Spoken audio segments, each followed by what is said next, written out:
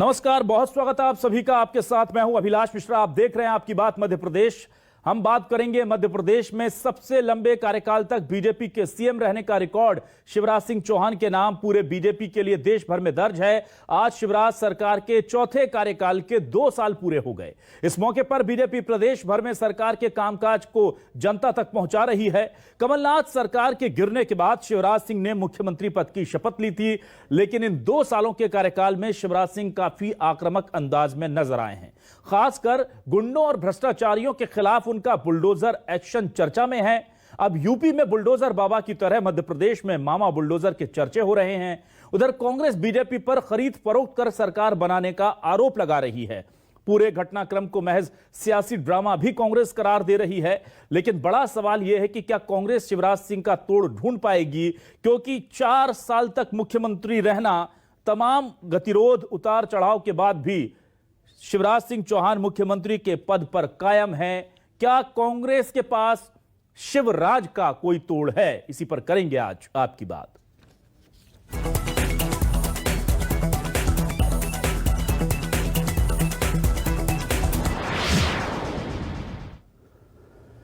तो मुख्यमंत्री शिवराज सिंह चौहान के कार्यकाल के चौथे कार्यकाल के 2 साल पूरे हुए और इससे चंद दिनों पहले से वो किस तरह से एक्शन मोड में हम आपको लगातार दिखा रहे हैं। साफ तौर पर कह रहे हैं कि गुंडे मवालियों को रहने नहीं दूंगा, मकान तोड़कर अपराधियों का मैदान बना दूंगा। बुलडोजर चला रहे हैं और गिना भी रहे हैं कि कहां कहां बुलडोजर चल गए हैं। 2 साल पूरे होने पर कार्यकर्ताओं को, जनता को और बीजेपी के नेतृत्व को धन्यवाद दे रहे हैं। सबसे पहले सीएम शिवराज सिंह चौहान के दोनों बयान सुन लेते हैं। बहुत सौभाग्यशाली व्यक्ति हूं जिसके साथ ऐसी टीम है संगठन की, सरकार की, कि मिलकर हम बहुत बेहतर काम कर पा रहे हैं। तो मैं प्रदेश अध्यक्ष जी, संगठन की टीम का भी आभारी हूं और प्रदेश की जनता के साथ मिलके प्रधानमंत्री जी ने जो संकल्प लिया है आत्मनिर्भर भारत, उसके लिए आत्मनिर्भर मध्य प्रदेश बनाने के काम में जुटे हैं। गरीब को परेशान करने वाले, दबंगाई से जमीनों पर कब्जा करने वाले, अब हमने 21,000 एकड़ जमीन मुक्त कराई है और वो जमीन गरीबों के मकान बनाने के काम आएगी। जहां गड़बड़ होगी, जो जुर्रत करेंगे कानून और व्यवस्था से खेलने की, जो गरीबों को कुचलने का प्रयास करेंगे और जो माँ बहन बेटी की तरफ गलत नजर से देखेंगे, वो छोड़े नहीं जाएंगे।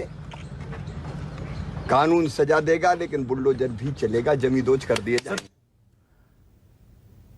कानून सजा देगा लेकिन बुलडोजर भी चलेगा, सीएम शिवराज सिंह चौहान कह रहे हैं।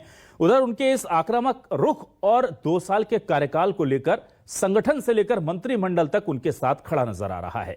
सुनिए क्या कह रहे हैं कमल पटेल, साथ ही साथ क्या कह रहे हैं रामेश्वर शर्मा विधायक और साथ साथ बीडी शर्मा जो कि प्रदेश अध्यक्ष हैं बीजेपी के। कैसे देखते हैं शिवराज सिंह चौहान के कामकाज को? देखिए। हमारे लोकप्रिय मुख्यमंत्री माननीय शिवराज सिंह चौहान के नेतृत्व वाली भारतीय जनता पार्टी की सरकार के चौथे कार्यकाल के 2 वर्ष पूरे हुए हैं। इस कोरोना संकट के बावजूद, जो मैंने कहा कि हमारी सरकार जब बनी थी और उसके बावजूद इतने कई प्रकार के अवरोध आने के बावजूद भी सरकार ने महत्वपूर्ण भूमिका निभाई। और आज मुझे इस बात की खुशी है कि माननीय मुख्यमंत्री जी के नेतृत्व में भारतीय जनता पार्टी की संवेदनाओं से भरी हुई सरकार आज लगातार अनवरत जनता के कल्याण के लिए काम करती चली जा रही है। भारतीय जनता पार्टी की सरकार को माननीय मुख्यमंत्री शिवराज जी के नेतृत्व में 2 वर्ष पूरे हो गए। मैं माननीय मुख्यमंत्री शिवराज सिंह चौहान जी को और प्रदेश की 8.5 करोड़ जनता को और भारतीय जनता पार्टी के कार्यकर्ताओं को बहुत बहुत बधाई देता हूं कि आपके परिश्रम से, आपके सहयोग से और मुख्यमंत्री शिवराज जी के नेतृत्व में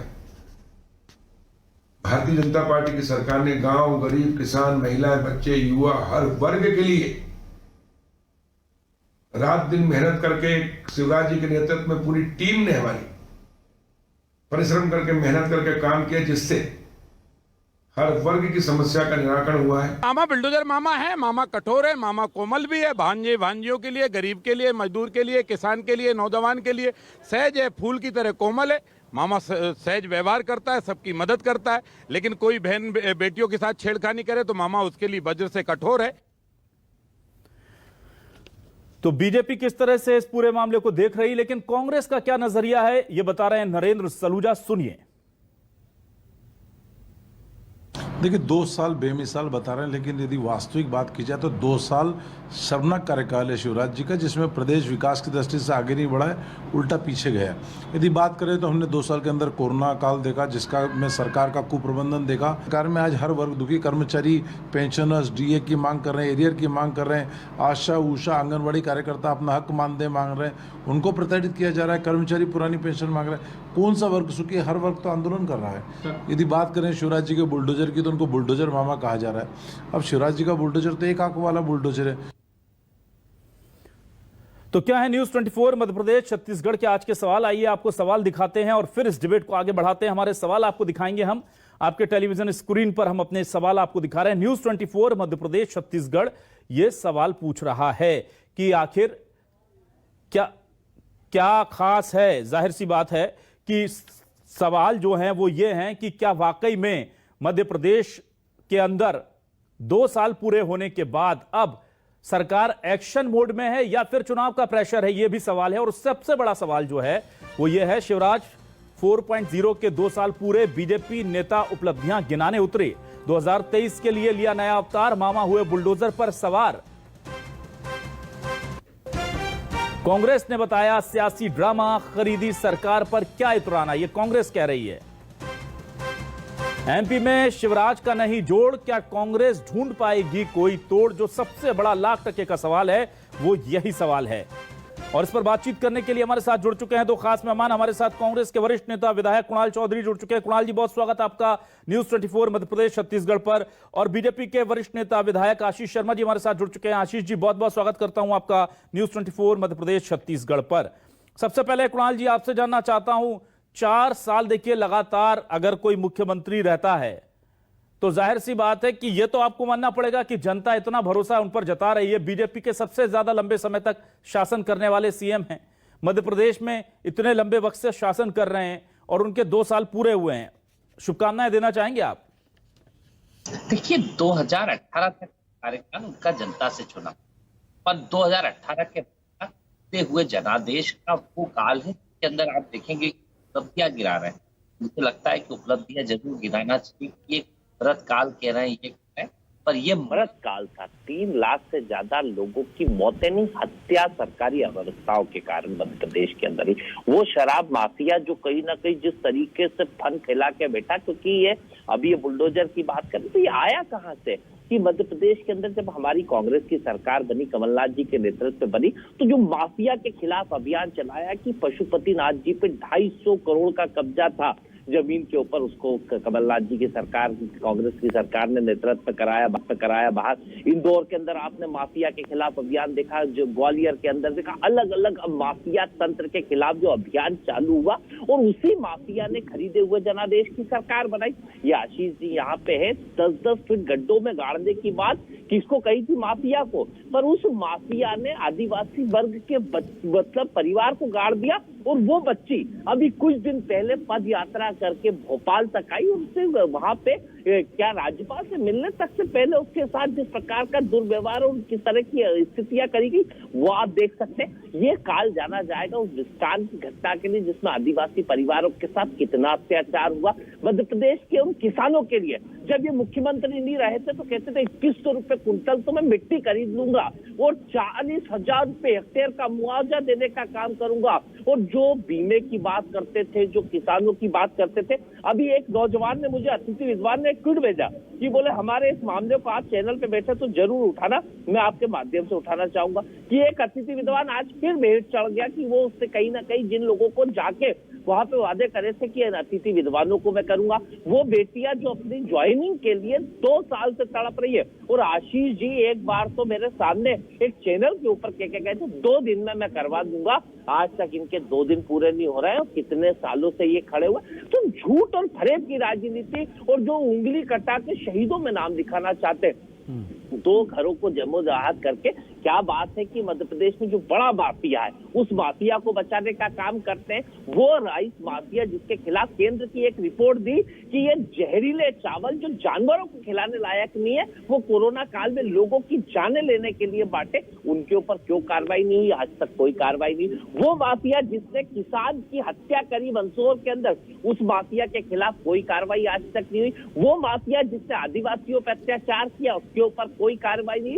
मध्य प्रदेश के अंदर कार्रवाइयां पहली बार कमलनाथ जी ने शुरू करी। आज जब समझ में आया कि वो अभियान तो कहीं ना कहीं सिर्फ प्रचार और प्रसार, बड़ी बड़ी बातें करना और बड़ी बड़ी बातों से नहीं, क्योंकि मध्य प्रदेश की जनता आज जिनसे पूछ रही कि 200 रुपए बिल भरने का कहते थे मामा जी आप, कि कहते थे कि 200 से ज्यादा आए तो आके शिवराज जी जो बिजली जोड़ेंगे।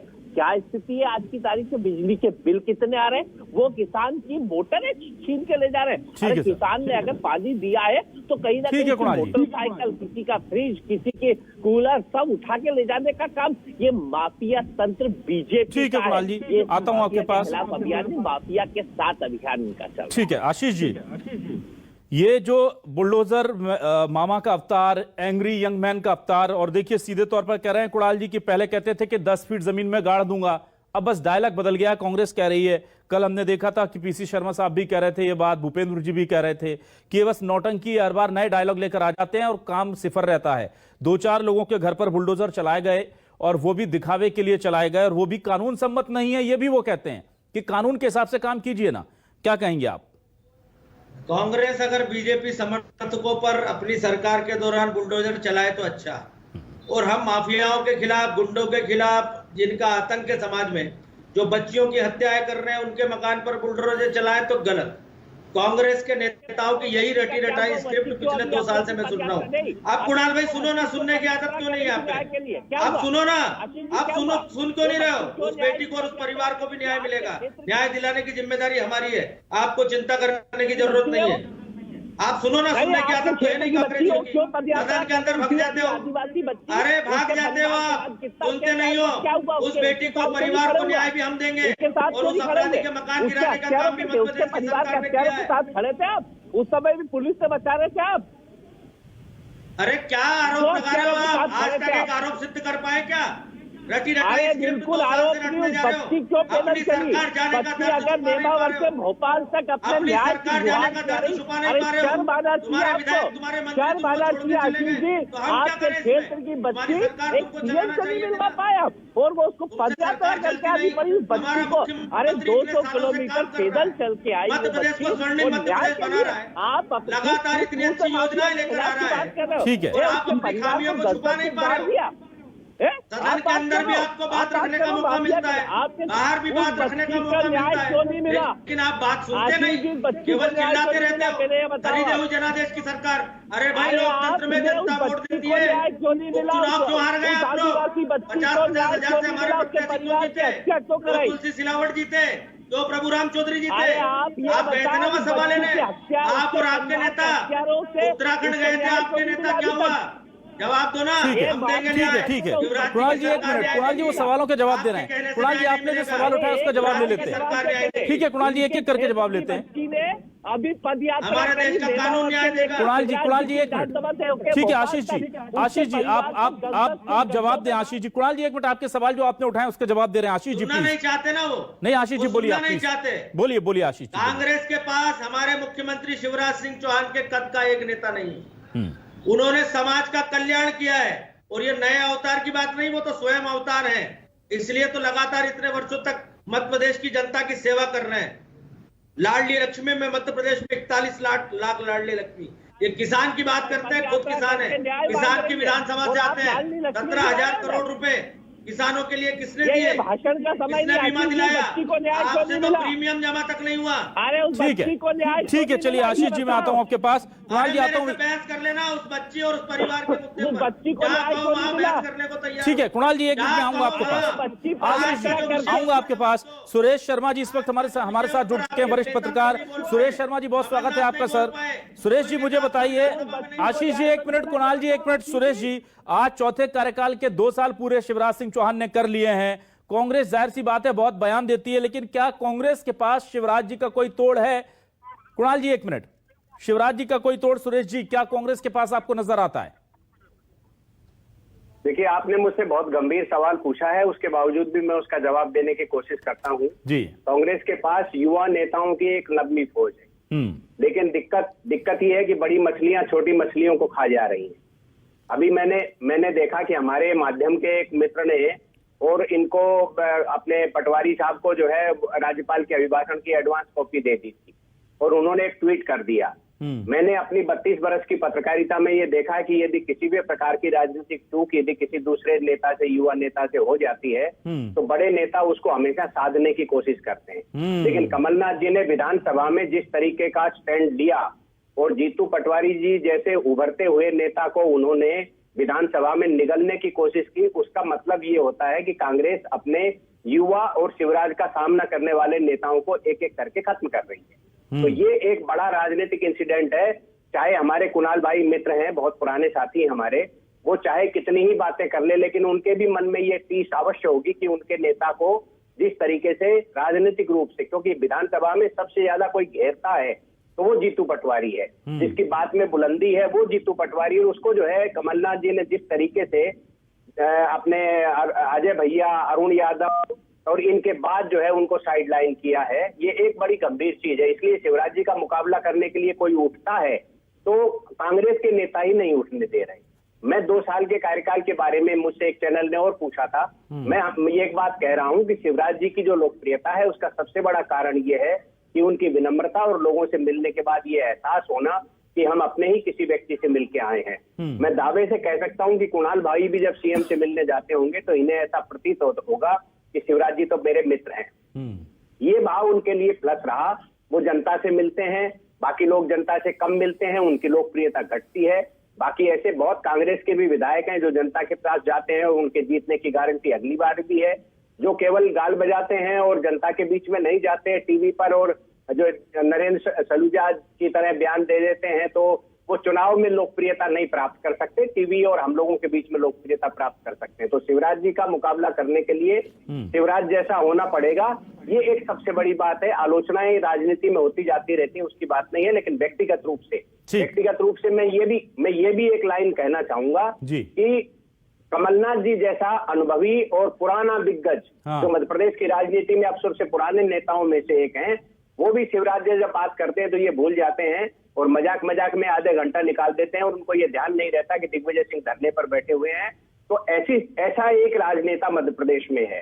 और बहुत सामान्यतया मैं एक बात जरूर कहना चाहूंगा आपके माध्यम से कि राजनीति के जो नए छात्र हैं उनको इस बात को समझना और शोध करना चाहिए कि लोकप्रियता के शिखर पर जाने के बाद कोई आदमी इतने लंबे समय तक कैसे ठहर सकता है, ये शिवराज जी के माध्यम से समझ सकते हैं। ठीक है सुरेश जी, बहुत बड़ी बात आपने कही और ये सीधा आपका जो पूरा बयान है इसे सवाल के तौर पर कुणाल जी के पास लेकर मैं शिफ्ट करता हूं। कुणाल जी, मुझे ये बताइए, क्या शिवराज सिंह जी का तोड़ आपके पास है? क्योंकि वो ऐसे आदमी हैं जो तमाम कांग्रेस कुछ भी कहते रहे लेकिन सबसे ज्यादा समय से सीएम है, और कमलनाथ जी जैसे वरिष्ठ अनुभवी नेता को एक बार सरकार मिलती भी है तो वो उसे गवा देते हैं, वो किसका कारण कोई भी हो, और अगर खरीदी फरोख्त हुई भी आप जो कहते हैं तो उसके बाद दोबारा जब जनता की अदालत में कांग्रेस जाती है तो उसके आशानुरूप परिणाम उसे नहीं मिलते। तो एक तरफ आपके पास जो एक लीडर है, जो सबसे बड़ा लीडर है, जिसके सहारे कांग्रेस में आप मध्य प्रदेश में कांग्रेस लड़ाई लड़ रही है, वो हासिल की हुई सत्ता को संभाल नहीं पाए, और एक तरफ शिवराज सिंह चौहान जैसे लोग हैं जो पूरे देश में सबसे ज्यादा लंबे समय तक सीएम बनकर रिकॉर्ड कायम कर चुके हैं। तो सर, ये गैप कैसे फुलफिल करेगी कांग्रेस?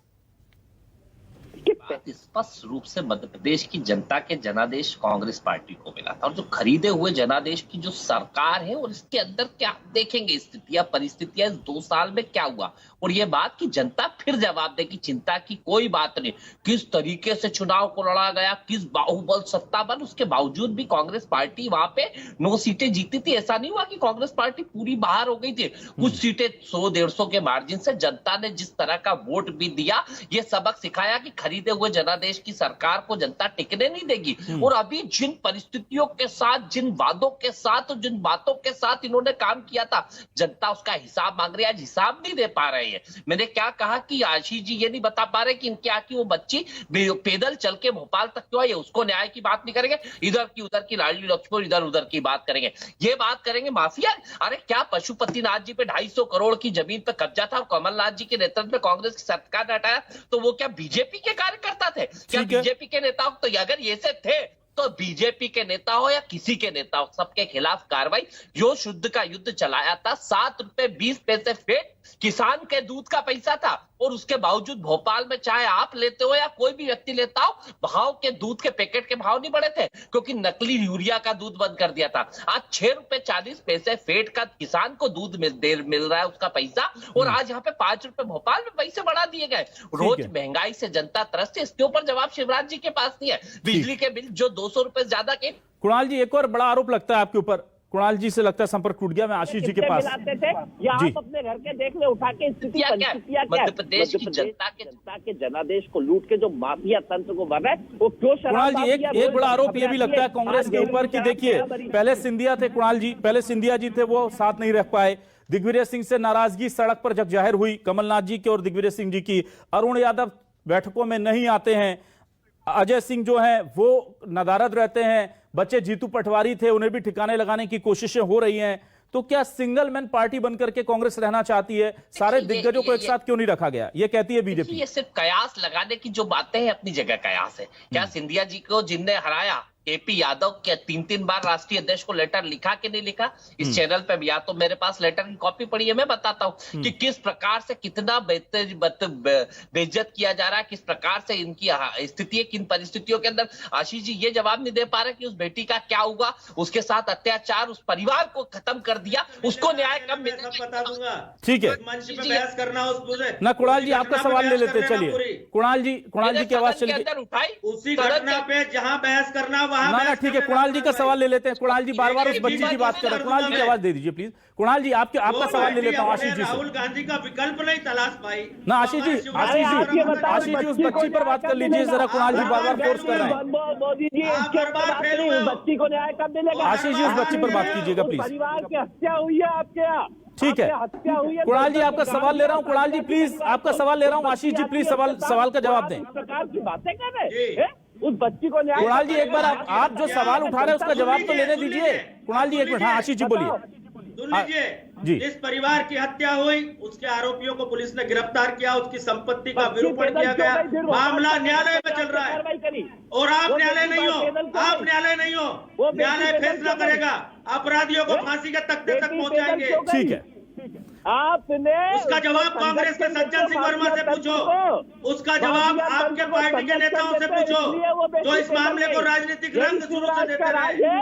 कि बेटी आपका काम है दलितों को और आदिवासियों को भड़का कर। अच्छा आशीष जी सवाल पे वो बेटी निकली पैदा। आपका यही काम बचा है केवल के दो शब्द कि आप घटनाओं को दलित और आदिवासी का रंग देकर उनको भड़काने का ठीक है। प्रयास करो। एक मिनट आशीष जी के पास आता हूँ, वक्त कम है। ठीक है आशीष जी मैं आपके पास आ रहा हूँ। आशीष जी मुझे एक सवाल का जवाब दीजिए। सहानुभूति नहीं है आपकी। आशीष जी मुझे एक सवाल का जवाब दीजिए। भोपाल के उस बेटी के साथ।